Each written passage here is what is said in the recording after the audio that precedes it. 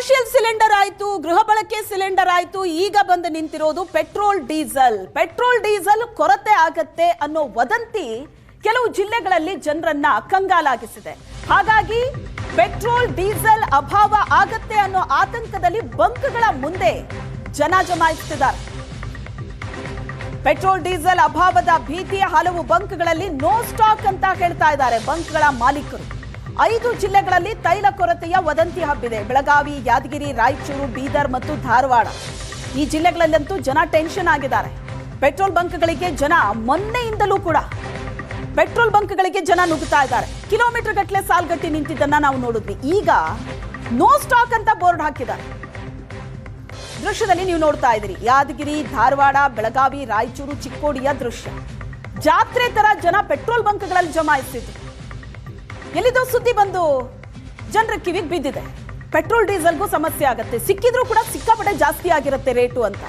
ಹಾಗಾಗಿ petrol ಹಾಕಿಸ್ಕೊಳ್ಳೋದಕ್ಕೆ, diesel ತುಂಬಿಸ್ಕೊಳ್ಳೋದಕ್ಕೆ ಅಂತ ಜನ ಬಂದಿದ್ದು. ಕೇವಲ ಕಾರು, ಬೈಕು ಮಾತ್ರ ಅಲ್ಲ, ದೊಡ್ಡ ದೊಡ್ಡ ಕ್ಯಾನ್ಗಳನ್ನ ಕೂಡ ತಗೊಂಡು ಬಂದಿದ್ರು ಪೆಟ್ರೋಲ್ ತುಂಬಿಸ್ಕೊಳ್ಳೋದಕ್ಕೆ.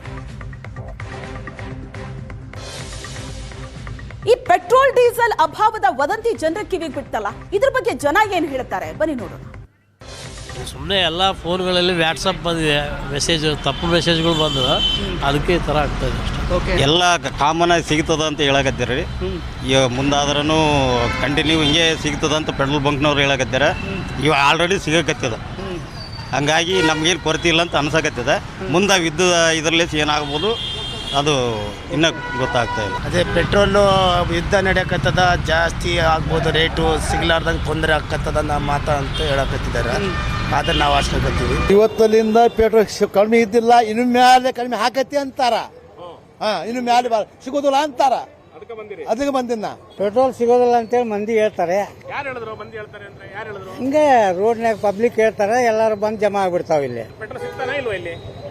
ಇಲ್ಲಿ ಕಂಟಿನ್ಯೂ ಸಿಗ್ತಾ ಇದೆ. ನಮ್ಮ ಮನ್ಯಾಗಿಂದ ಹೆಣ್ಮಕ್ಳ ಪ್ರಾಬ್ಲಮ್ ಹಂಗ ಹಿಡ್ಕೊಂಡ್ ಬಂದಿವಿ. ಸ್ಟಾಕ್ ಇದೆ ಸರ್, ಆದ್ರೆ ಈಗ ತರ ಪ್ಯಾನಿಕ್ ಬೈಂಗ್ ಆದ್ರೆ ಎಷ್ಟು ಸ್ಟಾಕ್ ಇಡಬೇಕು?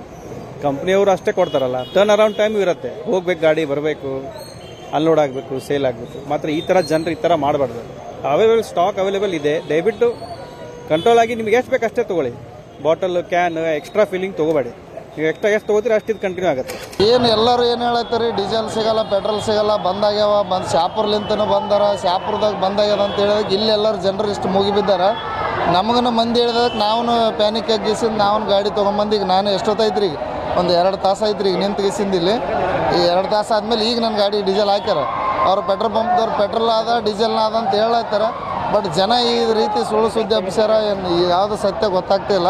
ನಮ್ಮ ಹತ್ರ ಫುಲ್ ಸ್ಟಾಕ್ ಇದೆ, plus Indian oil company Gulbarga ಡಿಪೋದಾಗ ಫುಲ್ ಸ್ಟಾಕ್ ಇದೆ. ಬಟ್ ಪಬ್ಲಿಕ್ ಪ್ಯಾನಿಕ್ ಆಗಿ ಈ ಥರ ನಮ್ಗೆ ಹರಾಸ್ಮೆಂಟ್ ಕೊಡ್ಲಕತ್ತಾರ. ಈವನ್ ನಮ್ಮ ಸ್ಟಾಫಿಗೆ ಹರಾಸ್ಮೆಂಟ್ ಕೊಡ್ಲಕತ್ತಾರ. ಅದೇ ನಾವು ರಿಕ್ವೆಸ್ಟ್ ಮಾಡ್ತಾ ಇದ್ದೀವಿ, ಪ್ಲೀಸ್ ಪ್ಯಾನಿಕ್ ಆಗ್ಲಿಕ್ಕೆ ಹೋಗಬೇಡಿ, ಕೇಳಬೇಡ್ರಿ ಅವ್ರ ಮಾತು. ನಮ್ಮ ಹತ್ರ ಫುಲ್ ಸ್ಟಾಕ್ ಇದೆ. ನಮ್ಮ ಪೆಟ್ರೋಲ್ ಪಂಪ್ನಾಗ ಈಗ ಟೈಮಿಗೆ 10,000 ಲೀಟ್ರ್ ಇದೆ. ಮತ್ತು ಗುಲ್ಬರ್ಗ ಡಿಪೋನಾಗ 20 ಲಕ್ಷ ಲೀಟ್ರ್ ಪೆಟ್ರೋಲ್ ಸ್ಟಾಕ್ ಇದೆ. ಡೈಲಿ ಸಪ್ಲೈ ಮಾಡ್ತಿದ್ರೆ ಇವತ್ತು ಸಪ್ಲೈ ಆಗಿಲ್ಲ. ನಾನೇನು ಬಂದಿದ್ದ ಪ್ರಾಡಕ್ಟ್ ಎಲ್ಲ ಮುಗಿಸ್ತಾ ಇದ್ದಾನೆ. ಒಂದು ಟ್ಯಾಂಕರ್ ತರಿಸಿದ್ರೆ ಎಷ್ಟು ದಿವಸ ಆಗುತ್ತೆ ಸರ್ ನಿಮ್ಗೆ? ಏನಿಲ್ಲ, ನಮ್ಮ ಡೈಲಿ ಒಂದು ಇದ್ದೇ ಇರ್ತದೆ. ಎಲ್ಲರೂ ಪ್ಯಾನಿಕ್ ಆಗ್ತಾ ಇದ್ದಾರೆ, ಸಿಗ್ತದಿಲ್ಲ ಅಂತ ಇಷ್ಟೇ, ಬಾಕಿದೇನಿಲ್ಲ. ಅವೈಲೇಬಿಲಿಟಿ ಎಲ್ಲ ಕಡೆ ಇದೆ, ಎಲ್ಲ ಪಂಪ್ನು ಚಲೋ ಅದಾವೆ, ಎಲ್ಲರೂ ಕೊಡ್ತಾ ಇದ್ದಾರೆ, ಎಲ್ಲ ಕಡೆ ಇದೆ ಪ್ಯಾನಿಕ್ಕೆ.